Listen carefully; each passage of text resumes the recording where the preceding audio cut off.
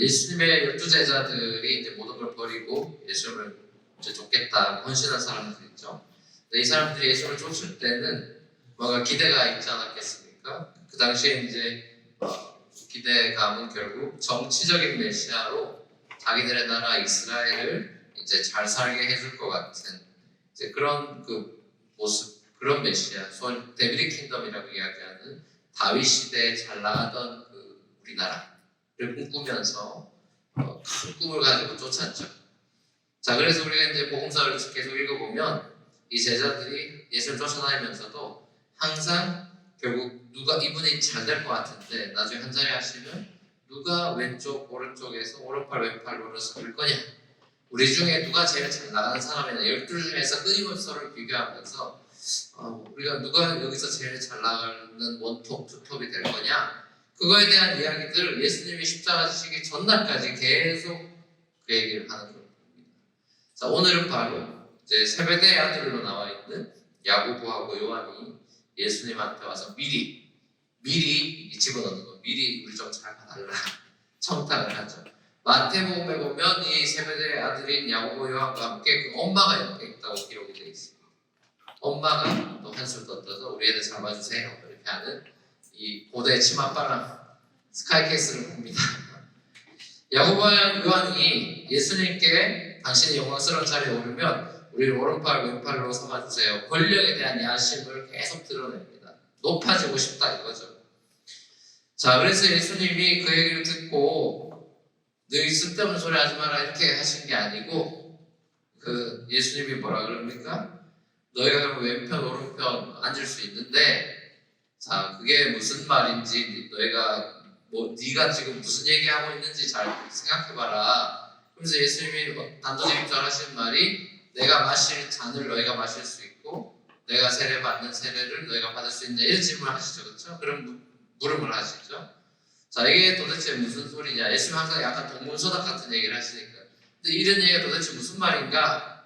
그건 이제 제가 오늘 3포인트인데 두 번째 포인트에 가서 얘기하도록 하겠습니다. 자, 그래서 이제 예수님께서는 제자들에게 그럼 너희 중에 누가 큰 사람이고 높은 사람이고 잘 나갈 사람이냐? 그걸 얘기해주면서 뭐라 그러냐 하면은 본인이 이 땅에 왜 왔냐를 얘기하고, 이게 마태복음 전체의 핵심 구절이죠. 10장 45절이죠. 인자가 온 것은, 누가복음에도 보면 인자가 온 것은 이게 나오죠. 요한복음에도 인자가 온 것은 이게 나와요. 그 저자마다 목적이 다 있죠. 마가복음에서 예수님 내가 온 거는, 예수님이 인자가 온 것은 할 때 거기에서 핵심이 뭡니까? 섬김을 받으러 온 게 아니고 섬기려고 왔다 이거죠. 그러니까 예수님은 이 사람 제자들은 지금 높아지는 거 얘기하고 있는데 예수님은 다른 얘기하고 있습니다. 큰 사람은 섬기는 사람이다. 그리고 내가 이 땅에 온 이유는 섬기려고 왔어 그랬어요. 자, 그럼 예수님 말하는 섬김이라는 게 도대체 뭐냐? 오늘 그 세 가지 섬김이 뭐냐에 대해서 세 가지로 짧게 나누려고 합니다. 첫 번째 섬김, 예수님 말씀하신 섬김이라는 거는 종이 되는 것이에요. 그냥 조금 이렇게 발루테어하고 섬기는 이런 걸 말하는 게 아니고, 예수님이 말씀하신 섬김이라는 것은 by definition 그거는 종이 되는 servant. 고대에는 사실 servant라기보다는 심지어 slave죠. 노예가 되는, 종이 되는 것이다. 그게 섬기는 거다. 자, 예수님이 왕이신데 우리 아까 겸손의 왕, 겸손의 왕, 주, 종으로 오신 걸 찬양했죠. 주와 종, 왕인데 종이 되는 게 다 이게 역설이죠. 안 맞죠? 우리도 마찬가지죠. 예수님이 하나님의 아들이고 신인데 종이 되어 왔어요. 예수 믿는 저와 여러분이 이제 하나님의 자녀가 되는 왕같은 제사장 같은 권세를 얻었는데, 그것은 내가 남들보다 잘 나가는 권세를 말하는 게 아니고 섬기는 권세를 말하는 것이죠. 그러니까 성경은 주와 종, 왕과 신하가 이렇게 상하로 되어 있는 게 아니라, 우리에게 왕같은 신분을 주셨다라는 거는 이제 내 마음대로 한다는 소리가 아니라 종으로 섬기는 사람이 됐다라는 그런 얘기를 하는 겁니다. 그래서 열심히 섬기면 왕이 되는 게 아니고요, 이미 왕이 됐기 때문에 섬기는 것입니다. 그러니까 내가 열심히 고생하면 영광받아서 왕이 되는 게 아니고, 그건 세상적인 방식이고요. 예수님의 방식은 이미 존귀하시고 영광스러운 분이 우리와 같이 되셔서 낮아지시고 우리를 섬기시고 우리를 그 섬김의 자리로 초대하죠. 신비한 복음의 역설이죠. 그 역사의 삶으로 초대가 됐습니다. 예수님께서 우리가 왕자 공주가 됐지만 왕의 마음으로 다른 사람을 섬길 수 있는 것이 아니라 내가 특별하다는 마음으로 섬길 수 있는 게 아니라 나는 여전히 종입니다. 종의 마음으로만 섬길 수가 있죠. 그리고 고대 종이나 노예는요 자기 권리가 없습니다. 폭백이라는 게 없어요.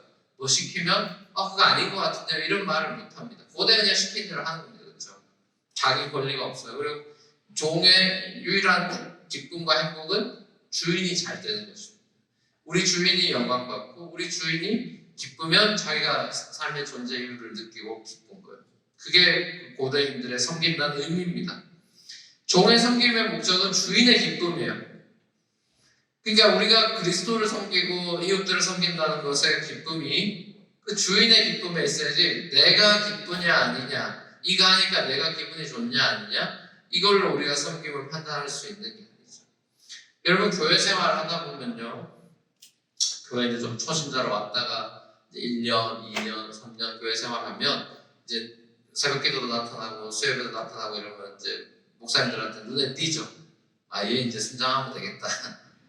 얘 이제 세가족팀에서 뭐 섬기라고 해야 되겠다.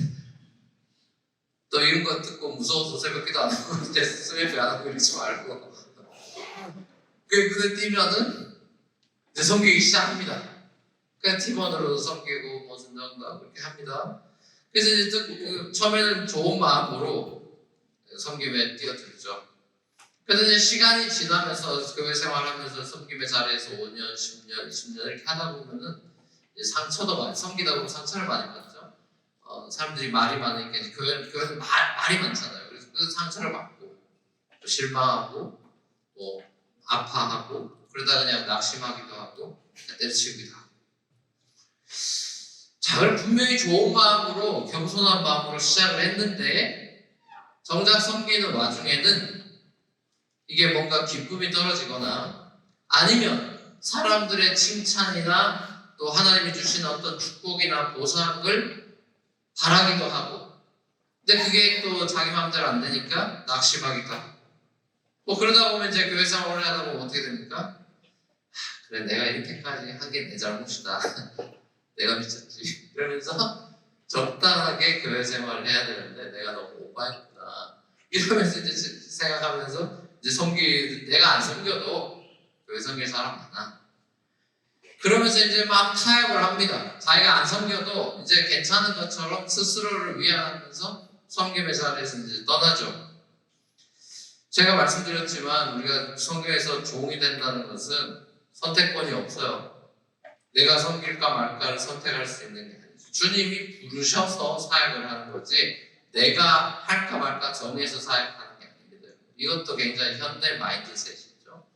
내가 제자가 될까 말까 정하는 게 아니고 예수님이 부르시면 되는 겁니다. 내가 너 베드로라고 할게 그럼 돼버리는 겁니다. 시몬의 의지가 아니라 예수님의 의지로 되는 거죠. 여러분 우리 안에는 교만이 있습니다. 왜 기분이 나쁩니까? 우리 안에는 교만이라는 본성이 깊이 들어있습니다. 그러니까 섬기면서도 교만이 올라오죠. 그래서 기분이 나빠지는 거예요. 부딪히기도 하고. 이 겸손이라는 게 우리 안에 내추럴로 있는 게 아니기 때문에 섬김의 현장에서 그래서 어려운 거죠. 예수님께서 오늘 본문에처럼 이 땅에 섬김을 받기 위해 온 게 아니라 섬기러 왔고 종으로 오셔서 하늘 영광 다 버리고 우리 봉헌성 때마다 하늘 영광 버리고 그렇게 시작하죠. 하나님 영광 버리고 이 땅에 오셔서 인간의 몸으로 오셔서 아버지 뜻대로 행한다. 요한복음 보면 내가 하는 말은 다 내 말이 아니고 아버지가 주시는 말만 한다. 들은 말만 한다. 그런 얘기 많이 하시죠.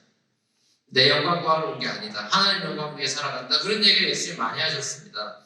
겟세마네 기도에서도 내 뜻대로 마옵시고 내 원대로 마옵시고 아버지 뜻대로 되기를 원합니다. 이렇게 3번 기도하는 장면을 보죠. 결국 여러분 모든 우리 신앙생활, 그리스도인의 삶을 섬김은 말할 것도 없고 우리 안에 깊이 뿌리 내려야 되는 이 마음이라면 결국 겸손일 것입니다. 겸손. 성 오스틴이 말했듯이 첫째도 겸손이요, 둘째도 겸손이요, 셋째도 겸손일 텐데 이게 우리의 그 존재 방식이 돼야 되는데 이유는 2가지입니다. 그 모레이 박사님 말처럼 우리가 첫째는 피조물이기 때문이고 두 번째는 우리가 죄인이기 때문이다. 왜 우리가 겸손할 수밖에 없느냐? 우리도 피조물이고 우리는 더더군다나 죄인이기 때문에 하나님 앞에서 겸손할 수밖에 없다. 이 땅에서 일어나는 모든 비참한 일들, 총기 사고를 비롯한 안타까운 일들, 전쟁들, 피 흘림, 가족 간의 갈등, 야심과 권력 다툼, 모든 상처 주고받음, 괴로운 삶. 자, 이것의 근원이 뭐 어디에 있습니까? 나의 교만과 다른 사람의 교만의 근원이 있죠. 반면에 의의 뿌리는 겸손이죠. 교만 때문에 인류가 파멸이 왔다면은 예수님의 겸손부터 다시 시작된 새 생명, 그 의라고 하는 것은 이 땅 가운데 새로운 삶으로 우리를 초대해 주셨죠. 첫 번째 아담의 교만으로 인해 이 땅이 다 저주를 받았지만 마지막 아담인 예수가 이 땅에 오셔서 어떤 모습으로 사는 게 참 생명의 삶인지 보여주시면서 예수가 보여준 그 섬김과 겸손의 삶이 이 땅 가운데 하나님 나라를 이루어가는 시작점이 됐죠. 여러분, 겸손한 사람이 되고 싶다, 그런 생각, 교회 다니면 그런 생각 안 한 사람이 없을 겁니다. 내가 교만하다는 생각을 많이 하게 될 테고, 나 겸손해야 되는데, 이런 생각 많이 할 겁니다. 자, 그게 좋은 생각이에요. 내 안에는 겸손이 없다라고 해서 겸손한 사람은 본인이 겸손하다고 생각하지 않죠. 그렇죠? 그게 아이러니죠. 진짜 겸손한 사람은 내가 그래도 이 정도면 겸손한 거 아니야 라고 생각하지 않죠. 그거가 유의 교만인 것이죠. 그러니까 교만을 우리가 물리칠 수 있는 유일한 대안이고 무기는 그리스도의 겸손밖에 없죠. 사실은 겸손도 내가 만들어낼 수 있는 본성이 아니기 때문에 그리스도 앞에서 서고 그리스도의 그 겸손으로 우리가 물들어야 되는데, 그걸 바울은 항상 그리스도의 겸손의 옷을 입어라 이런 식으로 표현을 합니다. 자, 근데 이제 빌립보서 2장 5절에서 8절에 보면, 그래서 사도 바울이 이런 얘기를 합니다. 유명한 구절이죠. 초대교회에 불렸던 찬송가 가사입니다. 이게 힘닉 패런이라고 이야기하는데요. 빌립보서 2장 5절에서 8절 요거 같이 읽어보겠습니다. 시작. 여러분 안에 이 마음을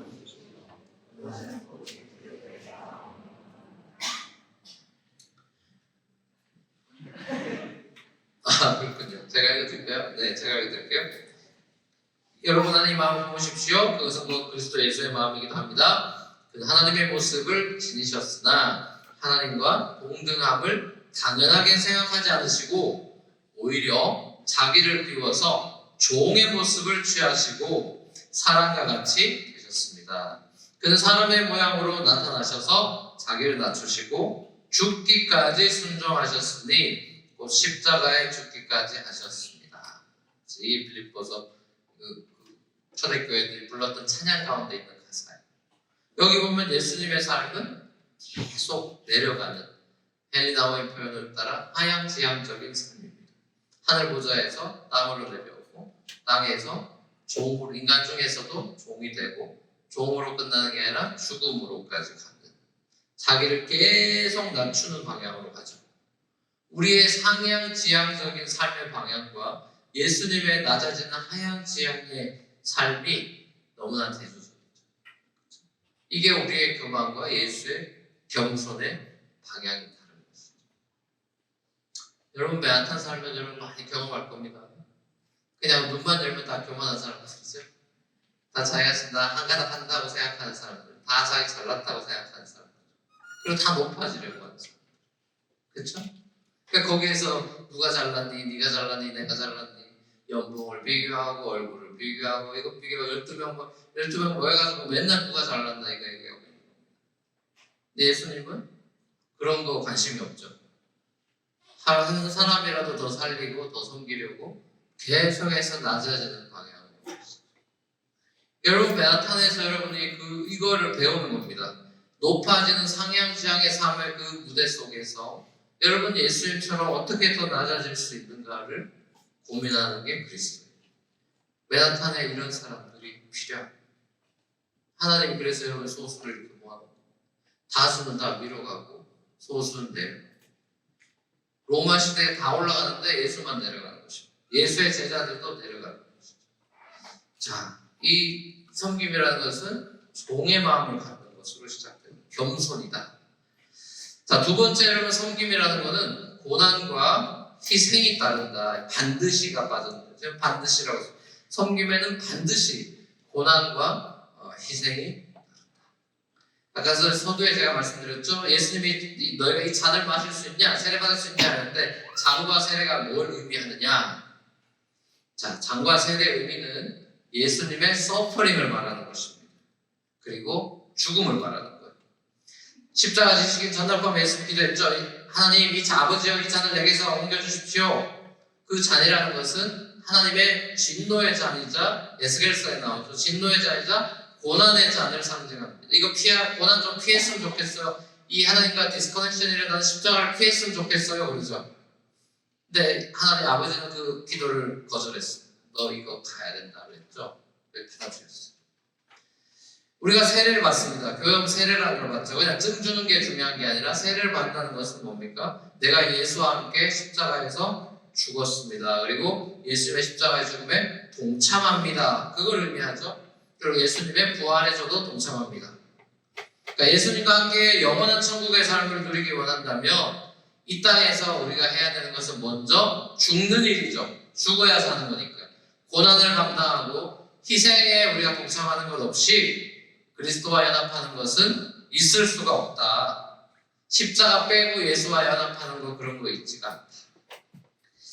세례와 성찬이라는 것은 예수 그리스도의 부활만 기념하는 것이 아니라 십자가를 기념하고 그 십자가 고난에 나도 동참하겠다는 언약이고 선언입니다. 그렇죠? 주님 손에 들려져서 다른 사람들을 위해서 나도 찢겨진 빵이 되겠습니다. 부어지는 잔이 되겠습니다. 포도주가 되겠습니다. 그런 섬김의 삶으로 나아가겠습니다. 우리가 성찬을 하면서 그걸 결단하는 거죠. 만약에 예수님을 믿으면 아무런 고난이 없다.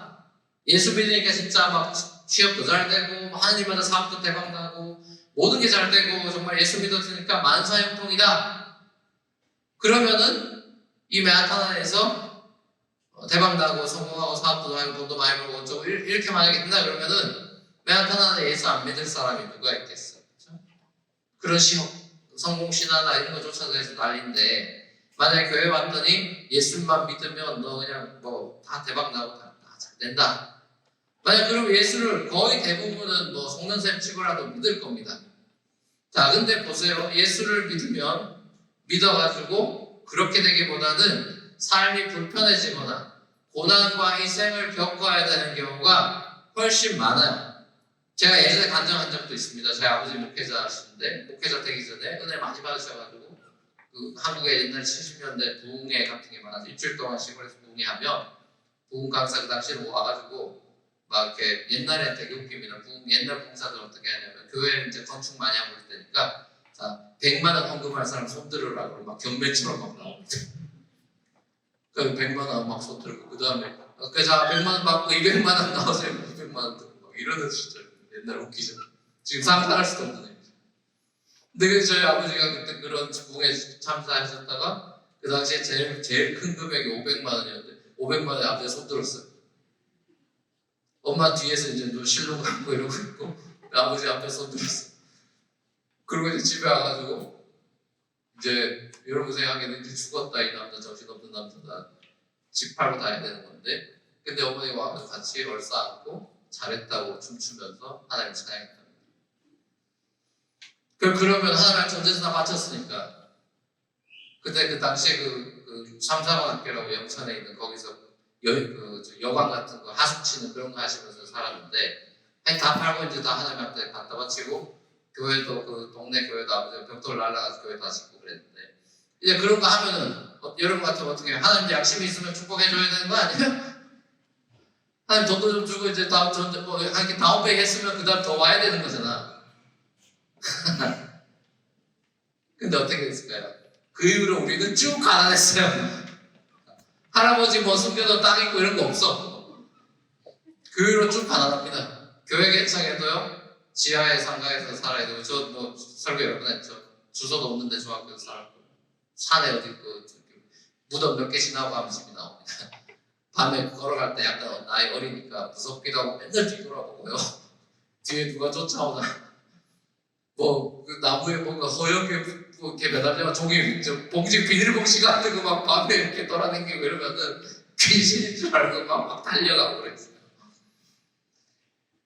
여러분 그 예수 믿고 고난이 따르고 희생이 따르고 자식들이 고생하고요. 이번 제가 브라질도 갔다 왔는데 선교사님 자녀들 고생 많이 하고 그렇게 합니다. 그렇죠? 그러면은 그러니까 목사 되면 안 돼. 그러니까 선교사 함부로 헌신하지 마라. 가족들 다 고생한다. 그게 영광스러운 삶입니다, 여러분. 그게 영광이에요. 세상 사람들은 그게 영광인지를 모르죠. 주님을 위해 섬길 수 있다라는 기쁨은 아무나 누릴 수 있는 게 아니에요. 그건 아무나 누릴. 같이 교회 다니고 같이 예수 믿어도요. 기쁨의 보상이 다른 것입니다. 우리 성으로 받은 그 기쁨은 알 사람이 없다. 저장 니코디무스. 그 찬송가 가사죠. 그 사랑에 빠진 사람은요. 그 기쁨 안에 있는 사람은 그 섬김이 괴롭지가 않아요. 이게 그걸 해본 사람만 누리는 영광이죠. 크든 작든 희생이 없는 섬김이라는 것은 섬김이 아니죠. 희생이 없는 섬김이라는 것은 발론티어고요. 교회에서도 얼마든지 그거 할 수 있고 그 자기 의를 위해서도 얼마든지 할 수 있고 자기 만족감을 위해서 할 수 있는 그런 취미생활이 될 수 있죠.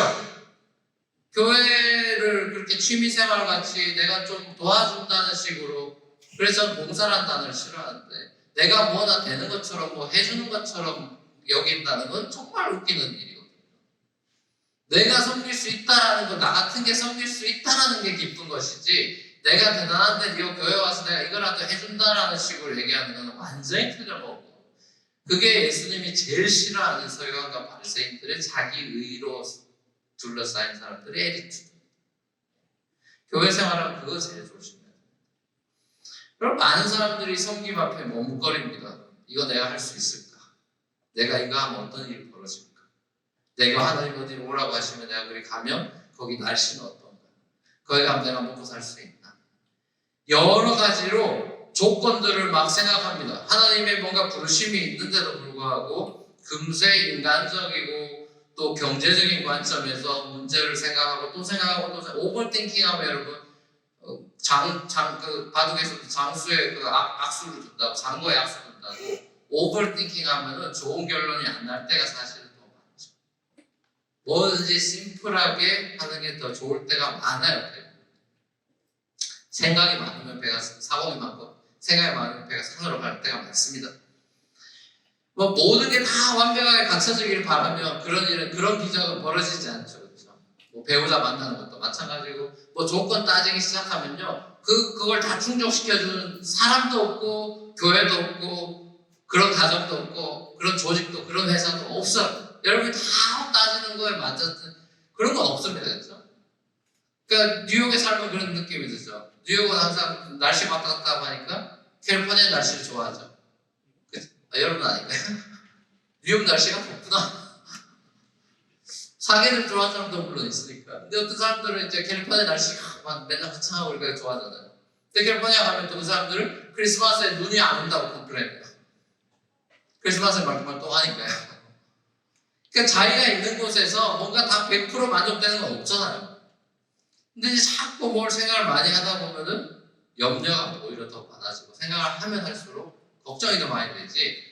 내가 섬겨야 되겠다, 헌신해야 되겠다.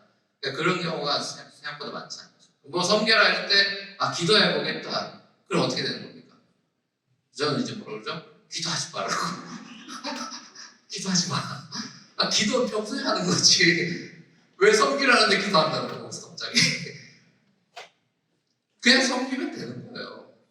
내가 잘할 수 있냐 없냐? 잘할 수 있을 것 같으니까 부탁하는 사람이 하겠죠. 안 그러겠어요? 할 만하다 그 사람도 생각하고 기도하면서 부탁하는 거 아니겠습니까? 그러면 그냥 하면 되는 거예요. 하고 내가 실수하고 부족하면 그걸 또 저희가 배우는 겁니다. 그 속에서. 처음부터 어떻게 잘하는 사람이 누가 있고 어떻게 잘하겠어요? 어린아이 같이 순수하게 그냥 하나님 맡겨주신 거를 하는 겁니다. 제가 이번에 그 브라질 여성 선교사 수련회에 다녀오면서 그분들 정말 이름도 없이 빚도 없이 20년, 30년, 40년 그 브라질 아마존 같은데 아무것도 없는 그런 데도 헌신한 그런 분들도 이게 오랜만에 초대해서 제가 이렇게 같이 지내면서 저도 은혜를 많이 받았지만 근데 그분들 앞에 제가 참 너무 감사했던 거는 이분들 평생의 헌신에 대해서 이게 자그마한 그 기프트 같은 거지만 하나님이 이렇게 이 사람들을 위로해 주시는구나. 천국 같은 시간이었겠다. 참 선물 같은 시간이었겠다. 그리고 우리 KPM이 참 귀한 일 했다라는 뿌듯함도 있었습니다. 여러분이 거기에 동참한 거죠. 여러분이 헌금하시고 주 앞에 낸 예물 가지고 우리가 내 교회가 모아가지고 그 헌신한 거. 한 교회가 하긴 좀 부담스럽고 금액적으로 부담스러움이 있는데 여러 교회가 연합해가지고 그 성회사님을 섬기니까 이분들이 인생에 이런 경험이 없으니까 우리가 그냥 수련회가 좋잖아요. 은혜 많이 받고. 근데 이분들이 이런 게 없으니까 너무너무 좋아하시고 참 많이 위로도 되고 격려도 많이 받았다고 저한테 이렇게 편지도 써주시고 뭐 브라질 너트도 주고 별의별 써주시던데 여러분이 함께해서 이런 일이 가능합니다. 우리가 다 하나님 나라에 이렇게 저 모양으로 다 연결이 돼요. 여러분 우리나라 장로회, 우리 장로교, 한국엔 장로교가 많죠. 한국에 장로교가 많은데 우리 대한민국의 장로교를 소개한 최초의 선교사가 누군지 아세요? 장로교 최초의 선교사 한국에 유명한 사람인데 한번 때려 맞춰보세요. 아는 선교사입니다. 언더우드입니다. 들어봤죠? 언더우드가 저 장로교 최초 선교사인데 이분이 원래 영국 그 런던에서 태어났고 13살에 미국으로 이제 넘어왔어요. 이민 왔어요. 그리고 대학을 어디 나왔냐면은 대학을 NYU 나왔어요. 언더우드가 NYU 출신이야. 그리고 이제 신학은 뉴저지의 뉴브런스윅에 있는 그 신학교에서 공부하고 우리 조선으로 이제 선교사로 파송받아가지고 25살에 우리 조선에 옵니다. 똑같은 배 타고 온 사람이 똑같은 날 똑같은 배 타고 온 사람이 또 하나 미국에서 온 사람 한 사람 더 있어요. 이 사람도 잘 알려진 사람. 미국 북감리교 출신의 언더우드 하면 항상 패키지로 나오는 분 있죠. 아펜젤러. 이분도 1885년에 부활절에 인천 제물포항으로 배 타고 옵니다. 이 아펜젤러도 뉴저지 출신이에요. 뉴저지 드류 신학교 출신. 뉴저지 좋은 곳인 것 같아요. 이 언더우드가 연세대학의 전신인 연희 전문대를 세웠고 전문학교 세웠고 아펜젤러는 배제대학교 중고등학교 배제학단 그거 세웠죠. 둘 다 20대 나이에 어린 나이에 하나님의 선교에 헌신하고 우리나라에 와가지고 이 선교의 그 복음을 심은 아주 귀한 분들이죠. 근데 이 언더우드 선교사님 나중에 이제 한국에 사역 많이 해서 건강이 안 좋아지셔가지고 다시 뉴저지로 왔어요. 57세에 늦어져서 비치에 있는 아틀랜틱 시티 거기 이제 병실에서 치료하시다가 주님 품에 안겼습니다. 이 아펜젤러 같은 경우는 제물포에서 이제 목포로 가는 배 선교하러 가는 배 타고 선교하러 가시다가 이제 배가 침몰되는 바람에 같이 타고 있던 여학생이 있었는데 걔 구하려고 바다에 뛰어들었다가 같이 바다에 묻히셨어요. 그래서 주님 품에 44세의 젊은 나이에 안기셨는데 자, 이런 두 분 외에도 뭐 수많은 우리나라를 위해 섬기신 수많은 선교사님들의 피가 그 양화집 묘에 다 묻혀있죠. 이분들의 섬김과 희생이 저와 여러분이 이렇게 미국까지 와서도 신앙생활을 할 수 있도록 그 연결된 우리 믿음의 조상들로 인해서 우리가 이렇게 신앙의 선배들에 의해서 그 피에 의해서 우리가 이곳에 있는 것이죠. 우리 교회도 마찬가지입니다. 여러분 초창기에 있으신 분들은 잘 아시겠지만 수많은 유학생들, 여러분 같은 친구들, 70년대생들, 80년대생들 자, 그 사람들이 우리 교회에 와서 다 설치하고 이런 거죠. 여기 있으면 처음에 엠파이어 스테이트 빌딩, 뭐 PS11 이렇게 하면서 많이 섬기고 헌신하고 희생한 사람들에 의해서 우리 교회가 이렇게 지금 서 있는 거죠. 여러분 교회의 상징이요 또 대표가 되는 것은 십자가지 않습니까? 교회마다 다 십자가가 있죠.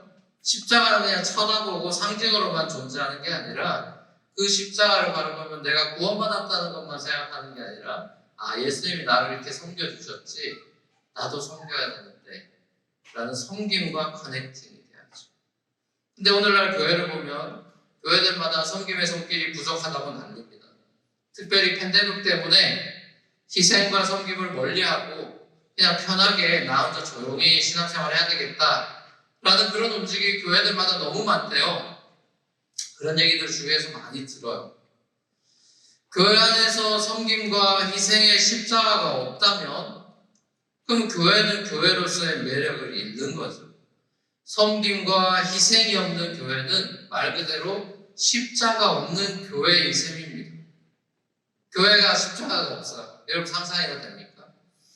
저는 우리 교회가 섬김과 희생의 십자가를 특별한 몇몇 교역자들이나 장로님들이나 집사님들이나 순자이나 사역하고 섬기는 몇몇 소수가 그 예수 그리스도의 십자가를 지고 가는 그런 교회가 아니라 모든 성도들이 함께 지고 가는 이 시대에 참 보기 드문, 야 저런 교회도 있구나, 맨하탄에 다 높아지려는 세상에 더 섬기고 낮아지고 하는 그걸 훈련하는 교회가 있구나. 자, 그거 자체가 저는 복음을 윈니싱할 수 있는 그게 하나의 전도가 되는 그런 모습이 아닐까. 그게 십자가의 길을 걸어가는 우리 교회의 모습이 되면 좋겠다. 기도합니다. 여러분 기도하십시오. 그런 교회가 매력적입니다. 그렇죠? 화려한 교회가 매력적인 교회가 아니라 예수 그리스도의 삶을 카피하는 성도들이 모인 교회가 짱이죠. 짱이라는 거 좀 올드할까? 멋있죠. 마지막 세 번째입니다. 세 번째. 자, 섬김이 곧 성공이다. 서비스가 결국 석세스. 서비스와 석세스는 다른 거예요. 서비스가 곧 석세스. 저도 예수님 왼팔 오른팔이 누굴지 이 본문 읽을 때마다 궁금합니다. 그리고 제가 그 옆에 있으면 좋겠다 이런 망상도 혹하죠. 나도 예수님 옆에 있으면 얼마나 좋을까. 궁금한 것도 다 물어보고 얼마나 좋을까. 자, 물리적인 그런 세상으로만 생각하니까 이런 생각을 하는 거겠죠. 그죠? 천국에 그런 하나님 예수님과 거리감이 있겠어요? 그럼 천국이 아니겠죠. 예수님하고 다 얘기할 수 있을 거예요. 여기서 왼팔 오른팔이라는 건 하나의 상징이겠죠. 예수님이 우리에게 가르쳐주고 싶은 건 네가 당연히 예수님은 나타나시면 옆에 있는 거니까요. 예수님은 우리에게는 언제든지 나타나실 수 있고 언제든지 우리 함께 계시기 때문에 뭐 왼쪽이냐 오른쪽이냐 는 사실상 무의미하죠. 예수님이 가르쳐주고 싶은 거는 네가 정말 내 옆에 있고 싶고 왼쪽이든 오른쪽이든 나와 함께 있고 싶다면 너는 섬기는 사람이 돼야 돼. 왜? 내가 섬기는 자리에 있으니까. 나 만나려면 너는 섬기는 자리로 와야 된다. 어디 궁궐 가면 나 못 찾을 거다. 로마 그 궁정, 청와대, 뭐 백악관 이런 데 들어가면 너 나 못 볼 거다. 나 그런 데 있지 않다. 나는 섬김의 길바닥에 돌아다니는데 그런 데 있을 거니까 너 그리로 찾아와라. 그런 초대라고 저는 생각합니다. 그렇죠? 여러분 많은 사람들은 이 서비스 이거를 성공의 수단으로 생각합니다. 뭐 장사하는 사람들은 더 하겠죠. 커스터머 서비스를 잘해줘야 장사가 잘 됩니다. 그러니까 섬김의 목적은 뭔가 보상을 바라면서 하는 게 세상의 시스템이죠. 자, 그러나 그리스도인들의 서비스 정신이라는 것은 그냥 그걸로 끝나는 거예요. 섬기고 끝나는 거예요. 섬김 자체가 목적인 것이죠. 섬겼으면 성공한 거예요. 섬겨서 뭐가 돼야 되는 게 아니라 이 섬김이라는 게 성공으로 가는 어떤 키나 열쇠가 되거나 로드가 되는 것이 아니라 패스가 아니라 우리는 섬기는 자체가 성공이다. 내가 섬겼다면 섬기면 된다. 이런 생각을 가져야 되는 것이죠. 사랑 우리 뉴프런트 교회 젊은이 여러분, 섬김은 영광이고요. 섬길 수 있다는 것은 축복입니다. 내가 그리스도를, 예수를 섬길 수 있다는 것은 영광이죠. 진짜 그리스도인은 섬김을 성공으로 가는 열쇠점으로 여기기보다는 섬김 자체를 성공으로 생각합니다. 잘 섬기는 인생이 성공한 인생. 이 세상에서 그리고 하나님 나라에서 가장 위대한 사람은 섬기는 사람이다. 더 높아지려고 몸부림치는 세상, 더 가지려고 안달복달하는 세상에서 더 섬기려 하고 더 희생하려고 하는 아름다운 사람들을, 예수 닮은 사람들을 만나보고 싶습니다.